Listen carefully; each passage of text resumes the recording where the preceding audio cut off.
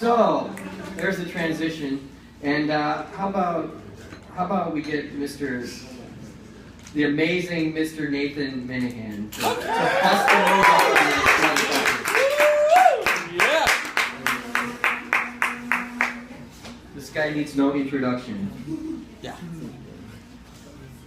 Papa Minnehan? I think he's a Oh god. I'm going to give you pop. I haven't really Yeah, yet. the Minnehan report, yeah.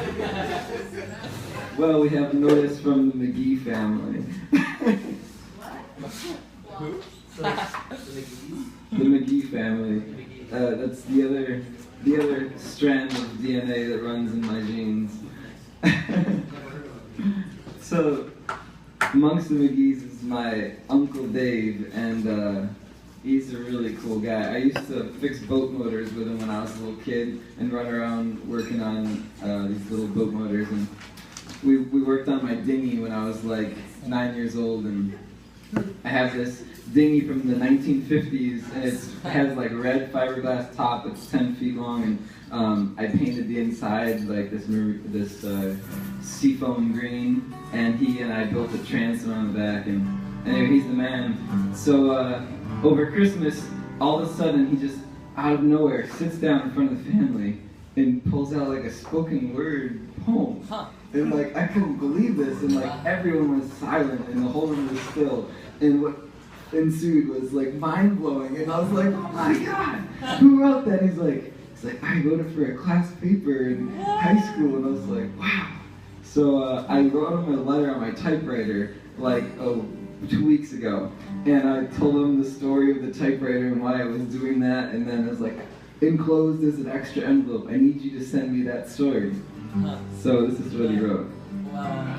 So he wrote to me in his handwriting. The story was written in 1976 for a school paper, A-. A- was the grade. Times were simpler then. Enjoy, Nate, and turn the page. Uncle Dave. Love, Uncle Dave. It was a cool summer evening in the latter part of May. I was strolling across the freshly cut grass, wetted by the dew, which had rested itself face down on the earth. I stumbled on a lamp. I was so excited by this that I started running until I reached a secluded cave inhabited by no living creatures. The only sound there was to be heard was that of marijuana seeds popping from the extreme heat that was provided by the deep inhaling of the unique penny pipe from which I was choking from. I picked up the lamp and rubbed its brass pitted sides with the utmost care. I then experienced the most unbelievable rush in my lifetime here on the third planet of our solar system. A cloud of smoke appeared, and when it left to the ceiling to rise to the ceiling of the candle-lit cave, a figure came into shade. It was a man who was a tall statue and had the build of a blacksmith. I questioned him, "Who are you? Where do you come from?" He replied in a stern voice, "I am your genie, and I come from the dark side of the moon." I questioned him, "Can you grant me wishes?" He replied, "Yes, but only 3. First I said, I want to know something that is mightier than the universe. Second, I want something that will save me from inevitable death. And third, something that every contented man needs." With that, he raised his right hand and turned it over palm side, resting. In his palm was a round silver box which twinkled in the moonlight. He said, "Your 3 wishes are here, contained in this box." I took the box from his hand. First I peeked, then I opened it widely. There was nothing in the box. I found there's nothing in the box. He replied, "That's correct. See, that's because nothing is mightier than the universe. Nothing can save you from inevitable death, and the content man needs nothing. With this he vanished into thin air. I filled another bowl, and the penny pipe got above the unlevel ground and started walking hours on end until I reached the mansion. I walked up the winding staircase, clapped my hands twice, and the bedroom doors flew wide open. My attaché 36, 23, 36 was waiting on the round circular water bed. I put high rocks on the crust and seated myself accordingly. And souls ends the story of nothing.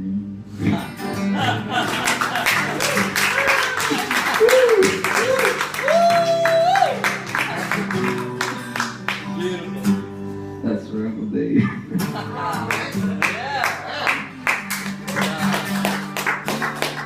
Alright, got a little quick song for you.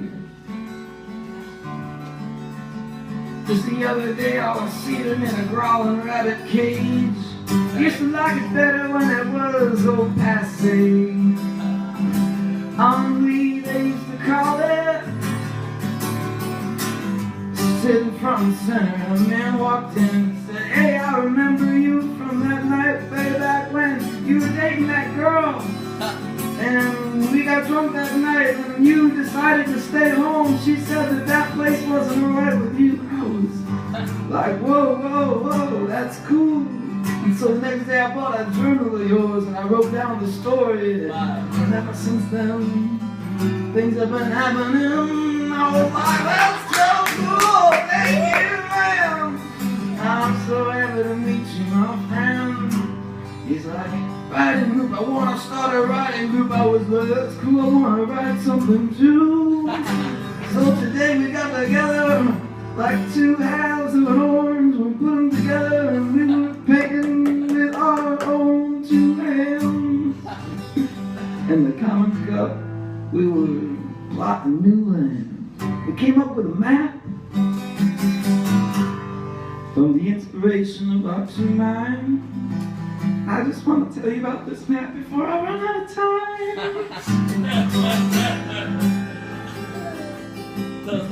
So if you got an idea in Chicago and you start following this idea like a merry-go-round and you're stooping up and down everywhere you look, you try to find it but it can't be found, but it's right there, you ain't lost.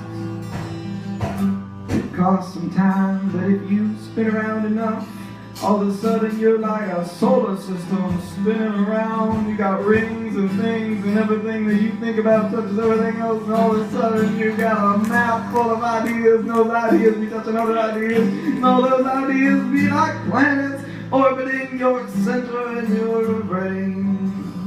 And hopefully whatever your whole thing can be a heartfelt thing. That's our map, that's our map, that's our map. So thank God for the map.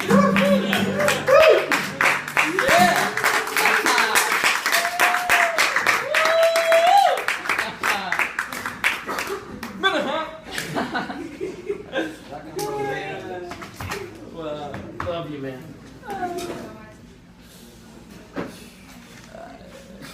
Thank you, Nathan.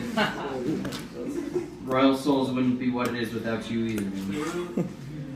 So, if you ever have a request, like if you gotta get out of here or whatever, just tap the person who's in charge, and we'll try to shuffle you up to the front of the line, or if you want to go later, it's totally up to you. We can work with you. That's what I love about this open mic. It's like the easiest open mic to be at, perform at, host at. It's totally cool. So let's get this guy up here, E-Poet. Okay.